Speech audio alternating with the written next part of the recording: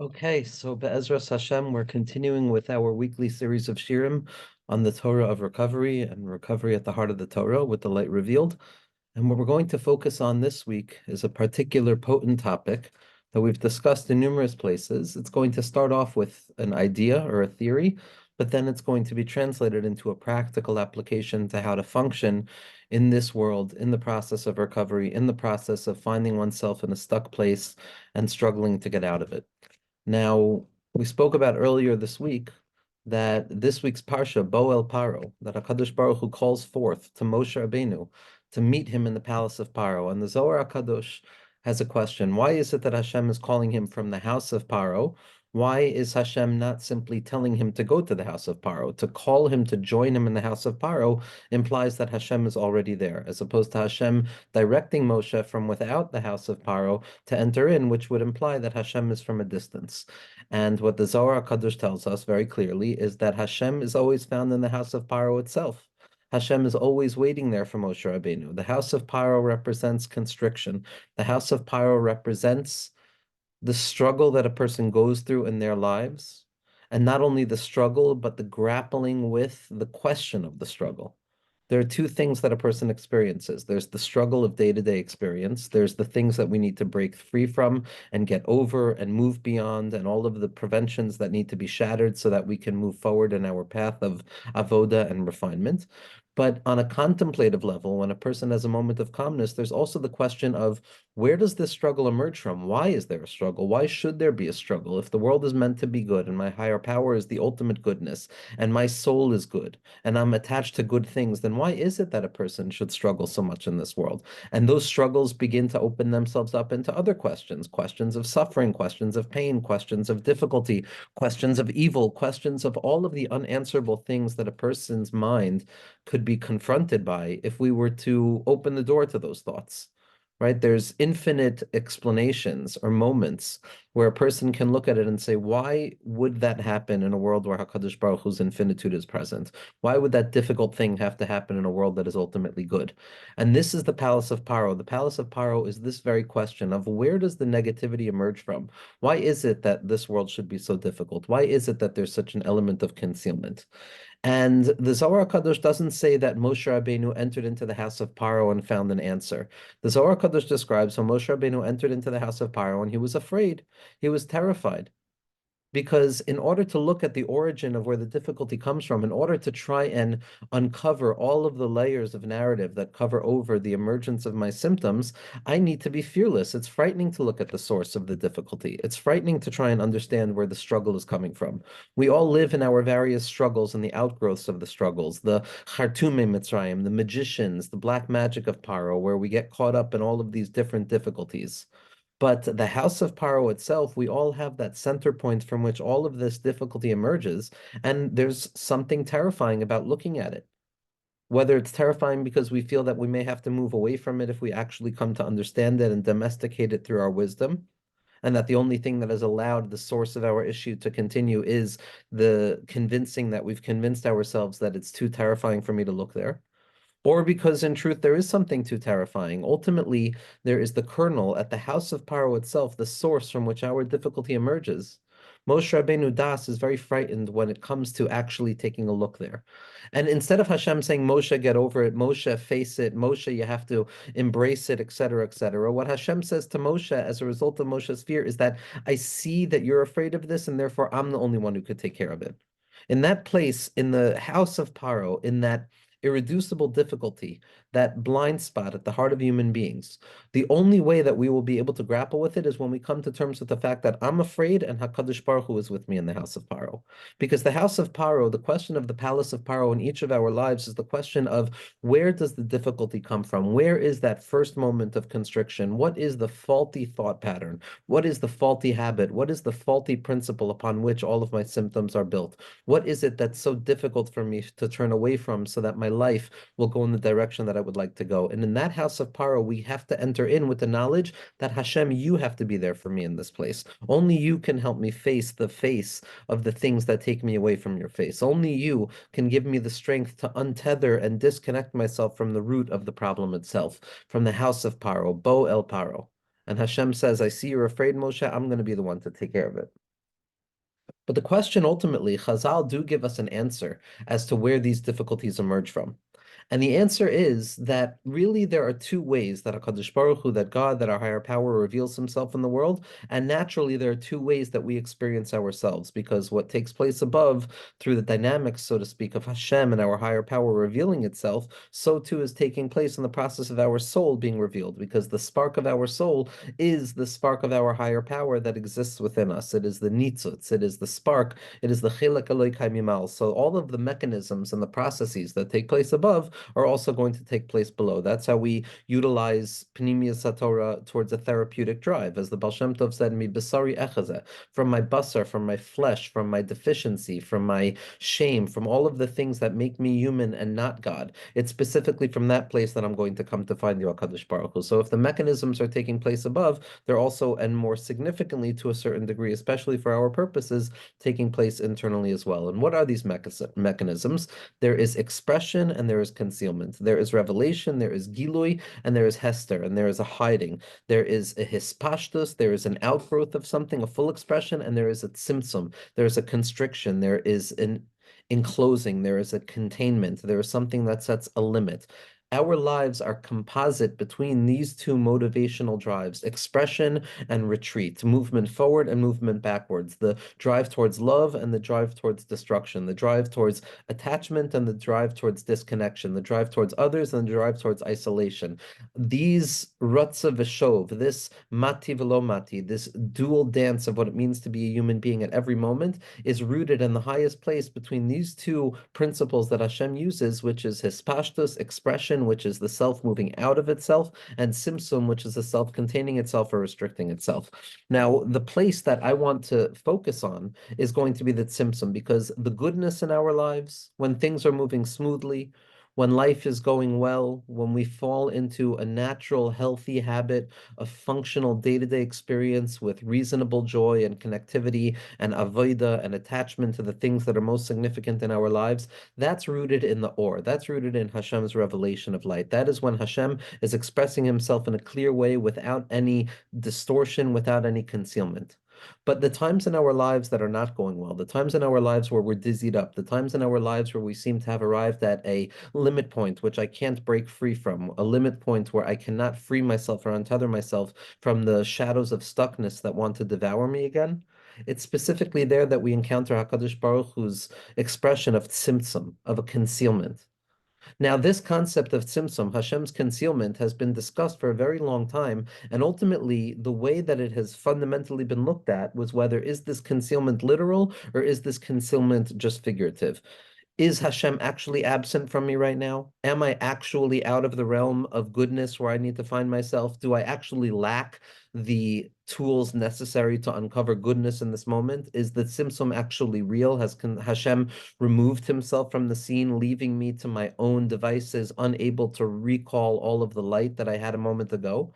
That would be the opinion of Tzimtzum Kipshuto, that the individual in a moment of struggle, of difficulty, is mamish left bereft of that light, and there's a certain orphaned nature of avi ve'imi azavuni, that my moichen have left me, that I have nothing left. That would be the Tzimtzum Kipshuto model. That would be hopelessness inducing. That would be the notion that Hashem has actually literally removed himself.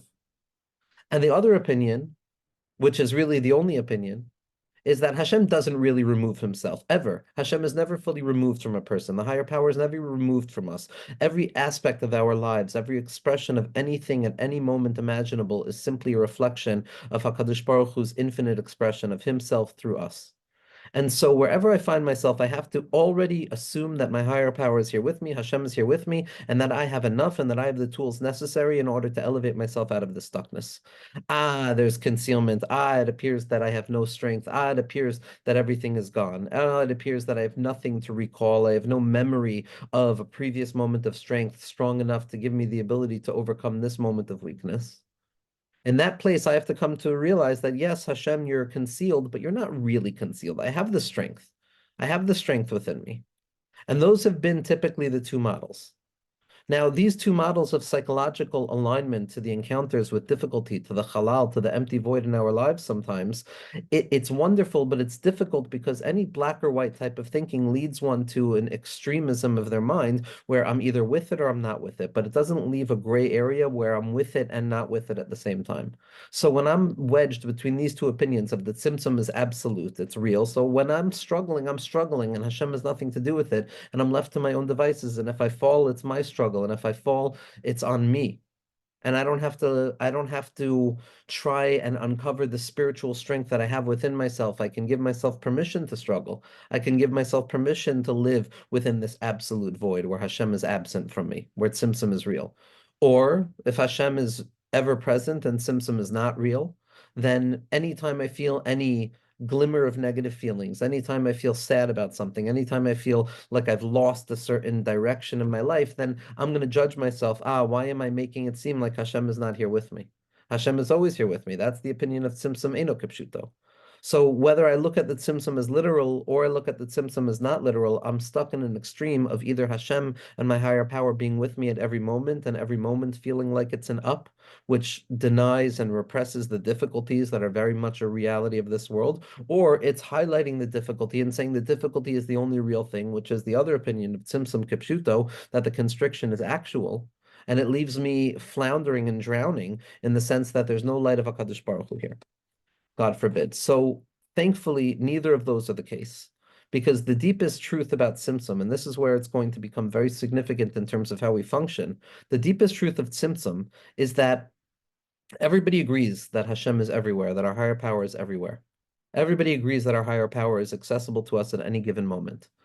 But it's not that Hashem is ever present and therefore I can't experience difficulty because difficulty is not real, but rather that the tzimtzum, the constriction of HaKadosh Baruch Hu, is a real thing. It's real. Hashem expressed himself in a form of concealment.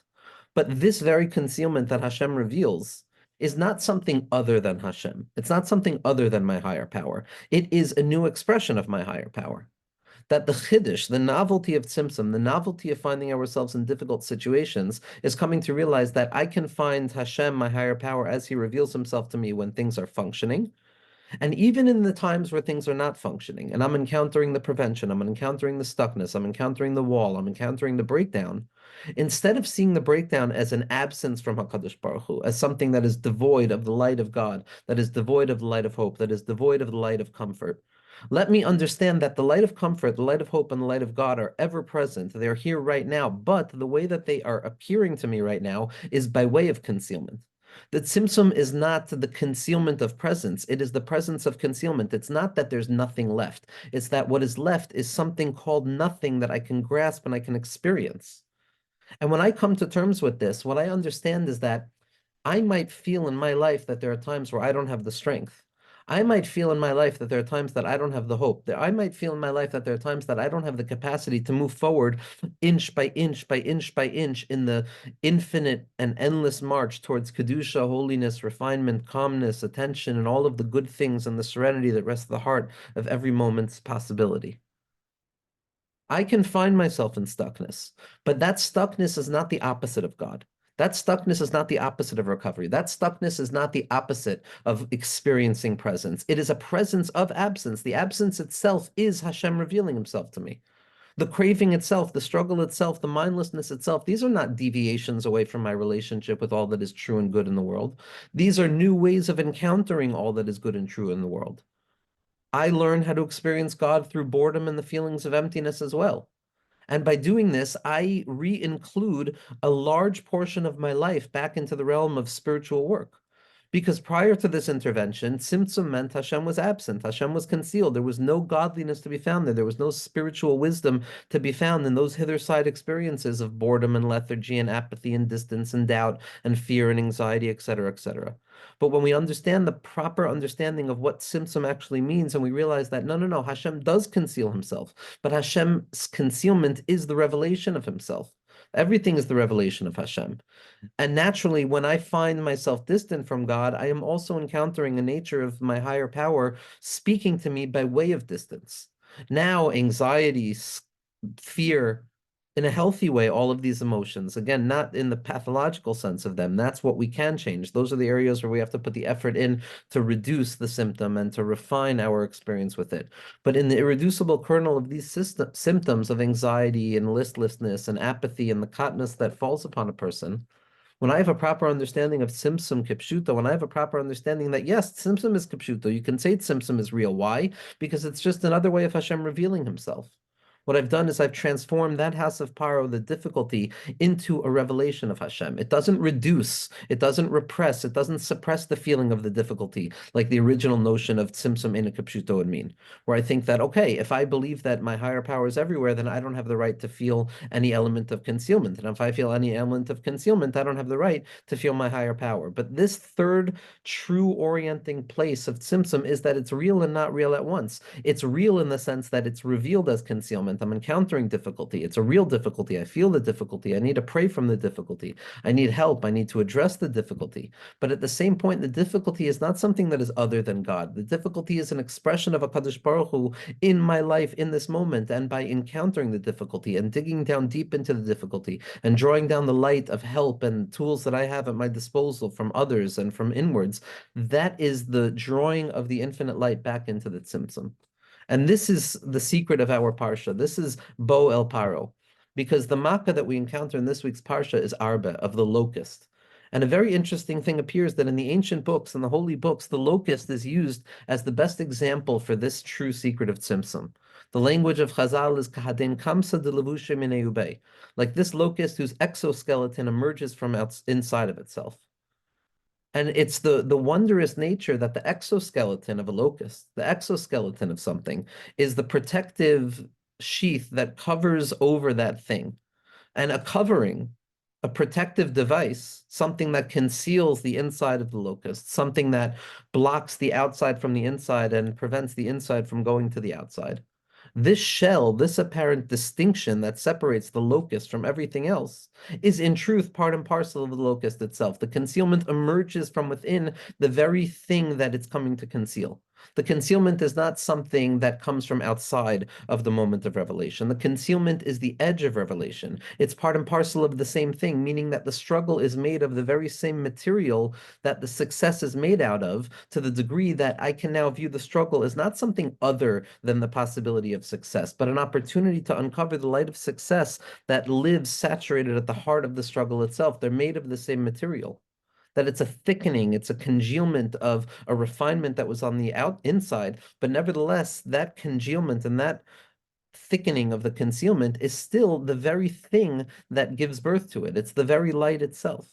That Tzimtzum is from HaKadosh Baruch Hu. Achin ata kel mastater. Hashem hides himself in reality, and Hashem hiding himself in reality is the way that Hashem reveals himself to us, so that we can search him out in the hiddenness, and that we can cry out from the hiddenness, and we can demand that HaKadosh Baruch Hu reveal that, yes, I get it, there's a Tzimtzum, there's concealment, but I know that it's part and parcel of you itself. I know that you're here as well. And that's the secret of Arba. That's the secret of this locust. The secret of what's happening in Mitzrayim is showing Moshe Rabbeinu is coming to understand that the entirety of Mitzrayim, base paro, the struggle, the addiction, all of the difficulty, yes, it's the struggle, yes, it's the difficulty, but it emerges. It's the very lip of the innermost parts of who I am.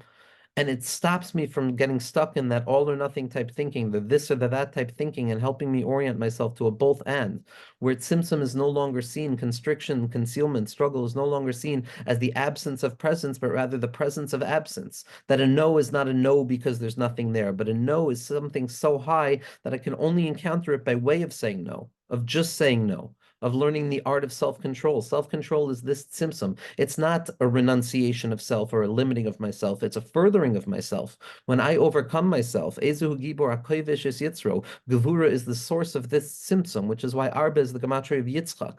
It's 208 because Yitzchak is this secret of the tzimtzum, the concealment that emerges out of itself, the struggle that emerges from within the secret of success from the struggle, the secret of healing where the difficulty itself contains the cure, where from the forest itself comes the handle for the axe, where the concealment itself comes from revelation. Mamela teaching us that concealment is a form of revelation itself. And it's this secret of Arba, it's this secret of Yitzchak that we're learning in Mitzrayim, because when we come to understand that Mitzrayim is just another way of Hashem revealing himself, that's the beginning of Yitzias Mitzrayim. That's the realization, as the Baal Shem Tov teaches us over and over, that the partitions and the separations and the divisions that separate between me and my higher power are ultimately of an imagined nature. Now, it's not an imagined nature in the sense that it's not real. It feels very real. It's just a real thing that's not fundamentally real because it's Hashem's concealment of himself. And when we come to that recognition, we break on through to the other side and we perpetually move further and further into the realms of recovery. Rabbi Nachman says something incredible with regards to this teaching of Arba and the 64th teaching of Likutei Moharan, that Arba, this secret of the Tzimtzum, is the Roshei Tevos, the letters Aleph, Reish, Beis, Hey, which spells out Arba, are Roshei Tevos, they're the first letters of Achin Ruachu Be'enosh. It turns out so too that there's a spirit of God in man, that the spirit of God rests in man.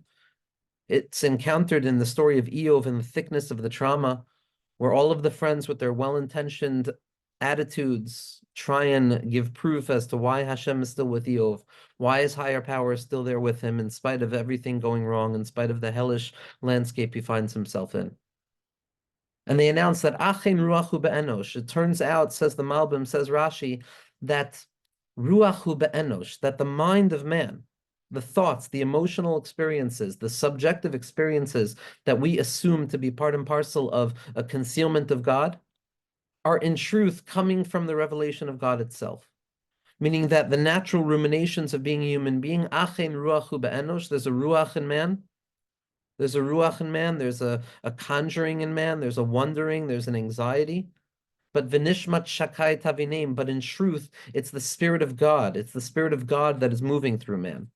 And this secret of Achin Ruach Hu Be'enosh, Vinishmat Shaddai Tavinem, this paradoxical place where the self is forced to refine itself to the degree to come to realize that I'm not myself. I'm a messenger of something beyond me. I'm a messenger of the true self of HaKadosh Baruch Hu Kaviyachol, of my higher power.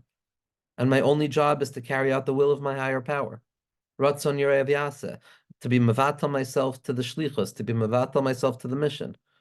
When I realize that the concealment of my heart, the conjecture of my heart, the anxiety of my heart is ultimately coming from Hashem itself, so that's the same secret as the tzimtzum of the locust whose outer skeleton emerges from within itself, that the difficulty is nothing other than part and parcel of the light that is emerging so that we can engage with it and refine it. And this lens of thinking, this orientation, reading the books and seeing that it's written in there, understanding it in the wisdom of recovery in all of its facets, while it might not be a meditative principle that one can contemplate for an extended period of time, it's a bookmark of thinking that allows us to reorient the entire posture that we have to existence. Because for so long we've been walking around with a perception of presence versus absence, which splits life into two: presence good, absence bad, and all of the various synonyms that come along with that. But the reorientation, the re-education, and the coming back to a knowledge that we always already knew within ourselves is that it's not that there's presence and absence. There's only presence. But there's two ways of experiencing presence. There's presence by way of presence, and there's presence by way of absence. There's finding Hashem in the lens of goodness, and there's finding Hashem in the lens of difficulty, in the day or in the night. But they're not two separate realities. They're two singular elements of a pulsational expression of HaKadosh Baruch Hu's light that perpetually moves slightly beyond our capacity to fully grasp it. And it's from within the dance of these two that we come to understand the secret of tzimtzum, of constriction, of concealment, and we become the messengers to sweeten the entire concept of concealment from within concealment itself. This is the light of Moshe that comes from the house of Paro. This is the light of Mashiach that comes from the belly of the Nachash. This is the light of recovery that comes from the heart of addiction. And Be'ezras Hashem, we should be zoichet to the revelation of the light that emerges from within the vessels themselves, because the vessels are nothing other than a thickening of the light from whence they came. And we should be zoichet to the Pele HaElyon, to the wondrous revelation of how above and below, the good, the bad, the ugly, the beautiful, the difficult, the easy, the calm, and the chaotic are both fundamentally unified to express the ultimate light of pure unity without difficulty and without struggle, God willing.